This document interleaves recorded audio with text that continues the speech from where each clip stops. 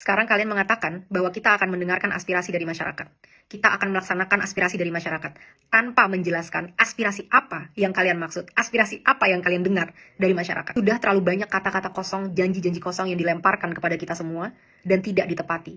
Tapi kali ini kita menuntut kalian untuk punya akuntabilitas, untuk bertanggung jawab dengan kata-kata kalian bahwa kalian akan melakukan aspirasi dari masyarakat. Bagaimana anggota parlemen yang berjumlah 580 orang dibayar dari pajak masyarakat itu tidak berhasil mendengarkan aspirasi masyarakat. Sementara gerakan-gerakan di sosial media yang tidak dibayar oleh siapapun yang terjadi secara sukarela bisa mencapai pergerakan yang seperti ini. Harusnya kalian semua merasa malu dengan apa yang terjadi di situasi Indonesia saat ini. Akan kita perjelas apa tuntutan kita. Kita mau kalian bertanggung jawab dan bertingkah sesuai dengan apa yang kalian janjikan. Kali ini kalian tidak bisa lari dan tidak bisa berkilah lagi. Karena aspirasinya sudah sangat jelas dari masyarakat. Pada sebelum 5 September pukul 23.59, ini adalah 12 hal yang kita tuntut dari kalian kalau memang kalian mau menunjukkan bahwa kalian masih berpihak kepada masyarakat. Pertama, sahkan rancangan undang-undang perampasan aset sekarang juga, sebelum 5 September, tengah malam.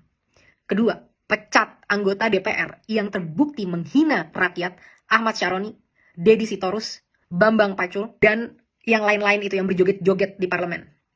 Mereka yang hanya mewakili kepentingan partai politik dan tidak kredibel untuk merepresentasikan kita, apalagi membuat kebijakan-kebijakan. Kita minta KPK, pahlawan kita, untuk segera cek seluruh harta dan aset mereka. Apakah itu didapat dari uang yang benar-benar legal atau ada permainan-permainan dari harta-harta tersebut. Crazy rich itu tidak mungkin bisa sekaya itu tanpa melakukan hal-hal yang tidak dibenarkan secara hukum.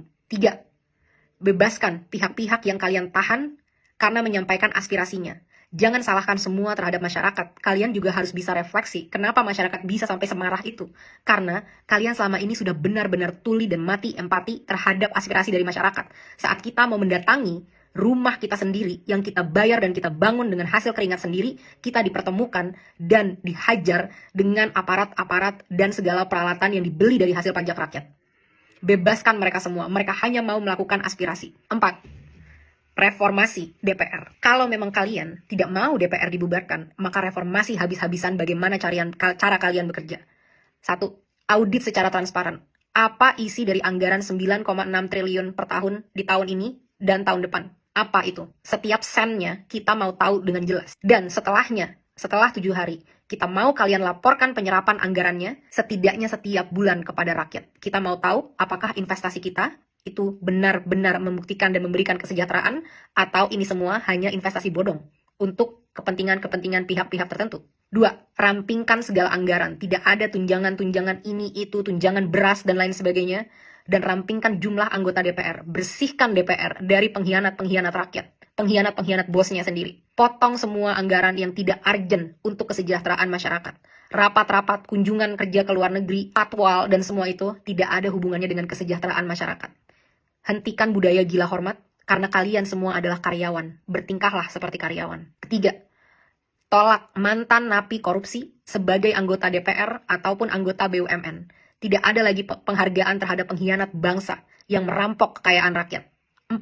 Hapuskan semua perlakuan istimewa yang menciptakan kesenjangan antara rakyat dan parlemen, yang membuat parlemen mati empatinya dan tidak mampu membuat kebijakan yang berpihak kepada rakyat. Contohnya, bayar pajak tidak boleh lagi ditanggung oleh APBN, harus ditanggung oleh individu. Kita tidak mau lagi melihat ada pengawalan-pengawalan khusus terhadap anggota parlemen. Mereka harus bertingkah layaknya masyarakat. Semua hidup kita urgent, apalagi kita yang bayarin gaji kalian dan infrastruktur dan operasional keberlangsungannya negara ini. Kita yang lebih penting dibanding kalian. Transportasi, tidak ada tunjangan mobil, cukup tunjangan untuk naik transportasi umum. 4. Hapuskan pensiunan seumur hidup bagi para anggota-anggota DPR yang masa kerjanya hanya 1 periode. Kita tidak mau lagi membayari mereka sampai akhir hayat kalau memang mereka tidak mau mengabdi dengan tulus kepada masyarakat. Kedepannya, kita mau KPK atau BPK untuk meninjau dan memeriksa harta dari segala anggota DPR, dan kita mau transparansi yang besar-besaran. Semua rapat-rapat diskusi kita mau itu ditunjukkan live secara online ke rakyat. Bahkan kalau bisa, rakyat harus selalu boleh masuk ke gedung DPR untuk mendengarkan dan melihat apa yang karyawannya sedang lakukan. Kelima, tunjangan gaji dan tunjangan-tunjangan yang lain, total take home pay, total yang bisa kalian bawa pulang, tidak boleh melebihi 5 kali upah minimum UMR nasional dari masyarakat. Harus jelas kemana setiap anggaran-anggaran ini, dan kita mau jelas berapa yang diterima. Tidak boleh lagi ada kesimpang siuran yang berkata ada yang menerima segini, segitu, dan lain sebagainya. Harus jelas berapa yang diterima sebagai take home pay, kita harus tahu itu. Keenam, tetapkan KPI, Key Performance Indicator, yang terukur bagi anggota DPR sebagai standar kinerja. Berapa RUU yang harus kalian sahkan, berapa RUU prioritas, dan lain sebagainya, harus dengan aturan yang jelas. Kedepannya, evaluasi dan pecat anggota-anggota yang tidak bisa bekerja dengan benar, yang tidak datang saat-saat rapat, yang tidak bisa menghasilkan RUU yang diminta oleh rakyat. Laporkan semua progress, achievement, challenges secara berkala kepada rakyat. Kita berhak tahu apa yang terjadi di dalam ruang DPR. 7. Audit secara menyeluruh terhadap BUMN untuk memastikan profitabilitas.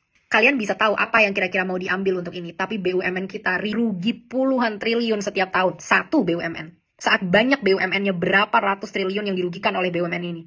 Benar-benar tidak capable dalam memanage usaha badan milik negara. Karena komisarisnya hanyalah untuk tukar-tukaran kursi, negosiasi, kekuasaan dari partai politik, tapi bukan diisi oleh orang-orang yang kredibel di bidangnya. 8. Batalkan rencana kenaikan pajak yang sudah sangat memberatkan masyarakat, termasuk rencana kenaikan BPJS kepada masyarakat. Berhenti mencekik dan memeras kita. Saatnya kalian bekerja. 9. Adili pembunuh pahlawan kita, Afan, seberat-beratnya. Aparat harus tahu konsekuensi apabila mereka menggunakan power di jalan yang salah. Negara harus menanggung dampak dari semua ini, karena semua ini terjadi karena kegagalan kalian menanggung keluarga dari Afan.